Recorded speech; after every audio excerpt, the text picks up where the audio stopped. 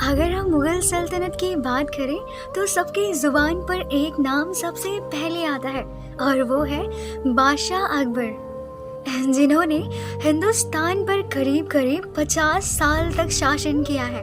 और अगर बादशाह अकबर का जिक्र हो और उनकी राजवंशी बेगम जोधा का जिक्र ना हो, ऐसा हो ही नहीं सकता।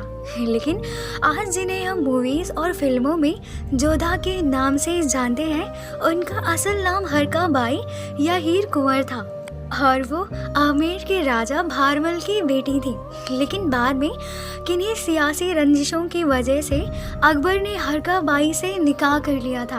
और शायद ही आपको यकीन हो कि जोधाबाई मुगल इतिहास की पहली ऐसी हिंदू बेगम थी जिन्होंने मरते दम तक अपना धर्म परिवर्तन नहीं किया था और वो मुगल हरम में रहते हुए भी पूरे विधि विधान से भगवान की पूजा किया करती थी। और बादशाह अकबर ने खुद उन्हें इन सब की इजाज़त भी दी थी। इतना ही नहीं, रानी जोधा ने बादशाह अकबर के जीवन को इस कदर बदल दिया था कि अकबर ने अपना नाम तक बदल लिया था। जी हाँ, शायद ही आपको यकीन हो, लेकिन बीबीसी के एक आर्टिकल के मुताबिक मुगल दरबार के जाने माने इतिहासकार और लेखक अबुल फजल बादशाह अकबर के बारे में लिखते हैं कि अपने शासनकाल के दौरान अकबर का आधिकारिक नाम जलालुद्दीन मोहम्मद अकबर था।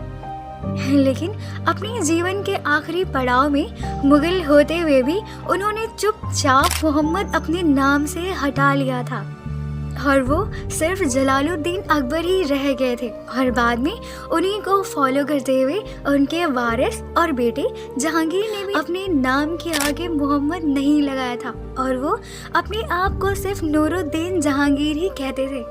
वहीं आज हम आपको मुगल दरबार के बेहद जानकार लेखक और इतिहासकार अबुल फजल के उन रचनाओं के बारे में जानेंगे जिसमें रानी जोधा से शादी करने के बाद बादशाह अकबर में हुए उन बदलावों का जिक्र किया है। और शायद ही आपको यकीन हो कि अकबर ने अपने रहन सहन से लेकर अपने खान पान तक में बदलाव करना शुरू कर दिया था। जी हाँ, और इस बात का जिक्र करते हुए अबुल फजल लिखते हैं कि हरका बाई का असर ही था कि अकबर ने गो मांस तक खाना छोड़ दिया था, यहाँ तक कि उन्होंने अपने दरबार के लोगों के गो मांस खाने पर भी प्रतिबंध लगा दिया था।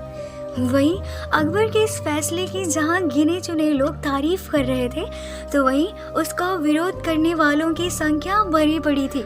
उन्हीं में से एक था इतिहासकार बदायूनी। जी हाँ, और इसलिए उसने अकबर के फैसले से दुखी होकर अपने किताब में लिखा था कि अकबर का हिंदुओं के साथ होने के कारण ही उन्होंने गोमांस, लहसुन और प्याज खाने पर भी प्रतिबंध लगा दिया। और इतना ही नहीं, बादशाह अकबर उन लोगों के साथ संपर्क करने में कतराने लगे थे जिनकी दाढ़ी हुआ करती थी। वो लिखते हैं कि अकबर ने एक और आदत पाल ली थी, वो थी साल के कुछ महीने मांस न खाना।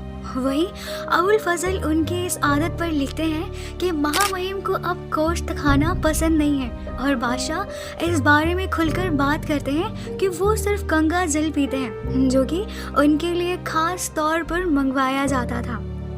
इतना ही नहीं, बादशाह अकबर ने अपने शासन काल में ऐसे कई ऐतिहासिक कानून लागू किए और हटाए भी थे जिससे धार्मिक मतभेदों को खत्म किया जा सके, जिनमें से पहला था दीन इलाही धर्म। और ये धर्म बादशाह अकबर ने हिंदू मुस्लिम के बीच शांति स्थापित करने के लिए बनाया था।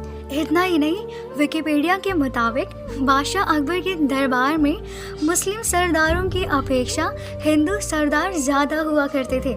वहीं अकबर ने न सिर्फ नया धर्म स्थापित किया बल्कि हिंदुओं पर लगने वाला जजिया कर भी खत्म कर दिया था। और वहीं अगर हम रानी जोधा की बात करें तो बादशाह अकबर ने उन्हें मरियम उज़ ज़मानी की उपाधि भी दी थी। और शायद ही आपको पता हो कि बादशाह अकबर ने अपने बेटे जहांगीर की शादी एक हिंदू राजकुमारी से की थी जिनका नाम शाह बेगम था और वो जहांगीर की 20 पत्नियों में से एक थी, जिनके पिता खुद जोधा बेगम के भाई भगवंत दास थे। यहाँ तक कि बादशाह अकबर के 9 रत्नों में 4 रत्न तो हिंदू ही थे, जिनमें से एक थे राजा मान सिंह, दूसरे राजा बीरबल दास, तीसरे टोडरमल और तानसेन। तो ये थी बादशाह अकबर के जीवन की कुछ दिलचस्प कहानियाँ। अब हर तर्कों की ही तरह इन घटनाओं पर भी लोगों के कई अलग अलग मतभेद हैं। यहाँ तक कि कुछ लोग तो जोधाबाई को अकबर की पत्नी तक नहीं मानते, तो कुछ उनका होना तो एक्सेप्ट करते हैं, लेकिन अकबर को हिंदू प्रिय राजा नहीं मानते, बल्कि उन्हें एक विमेन हॉलिक और हिंदू विरोधी राजा मानते हैं।